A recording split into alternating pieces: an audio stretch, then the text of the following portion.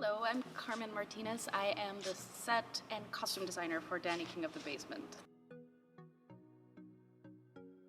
To be perfectly honest, it wasn't that much different than a regular process because normally designers, directors, the entire team is usually in different places, and getting everyone in the room is usually a challenge. So this was, in that respect, was no different than other times. The beautiful thing is that you have video and you have cameras and you can share screens and you can show what you're thinking in a more, technology has advanced in the last couple of years. So the subject matter for the play is a little heavy at moments. So what Ricky and I were trying to do is how do we make it accessible to kids without dumbing it down?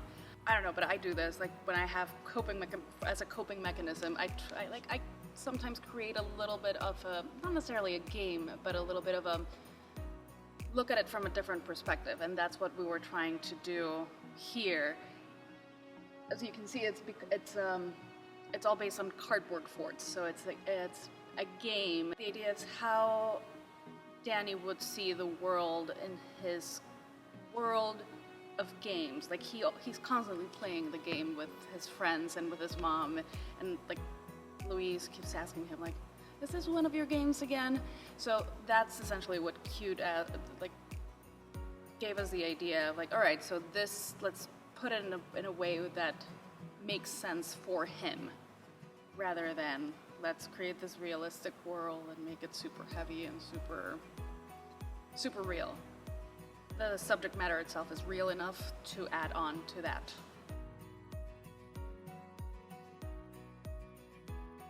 The homelessness of Danny and his mom is they're trying to do better for themselves. They're trying to overcome obstacles.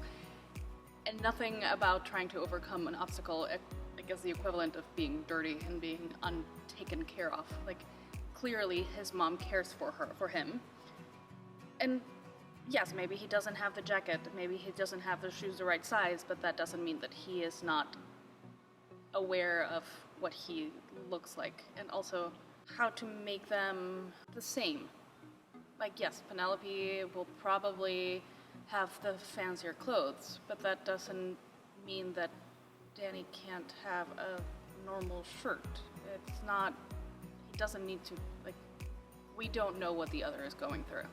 Sometimes it's harder to quote-unquote detect these problems in life exactly because of that, because you see this person and this person is perfectly dressed.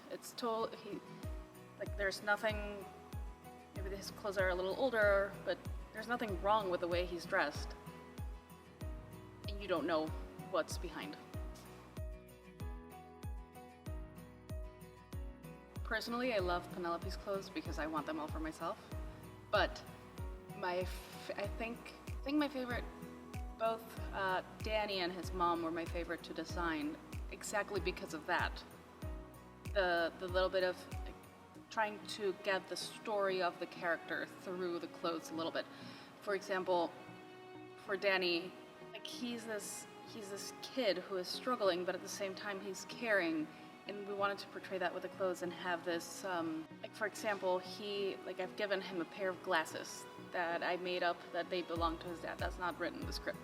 And the idea is that he's always wearing the glasses, and then when he's going to play a little hockey and it's going to get rough, he wants to take them off and keep them in such a way that he's protecting them, that he's taking care of them, and that they become a treasure to him. I love creating that little bit of backstories for characters. And Louise, my favorite thing is her puppet head, which I love her.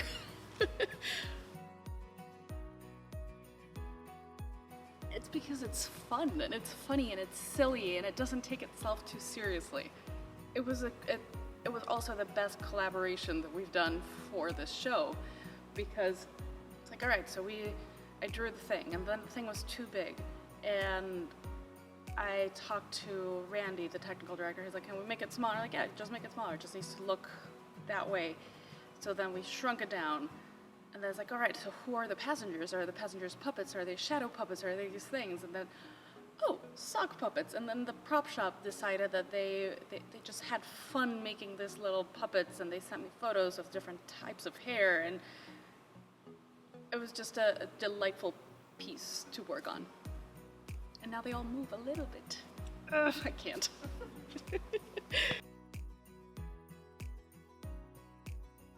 You don't make something for the sake of making it. Sometimes, yes, you do, but there's always a little bit of a thought process behind it. Like even, for example, with a trolley with a bus and having all the puppets have masks, it's a way to incorporate reality, the way that we're seeing it now, to what the notion of reality used to be, what you used to see as reality. For example, when we decided to mask all the characters, Ricky sent me an email saying, so how do you feel about adding masks to all the characters? And my very first reaction was literally grab my phone and I threw it on the couch because I was so angry. It's like, what is this world? What is this?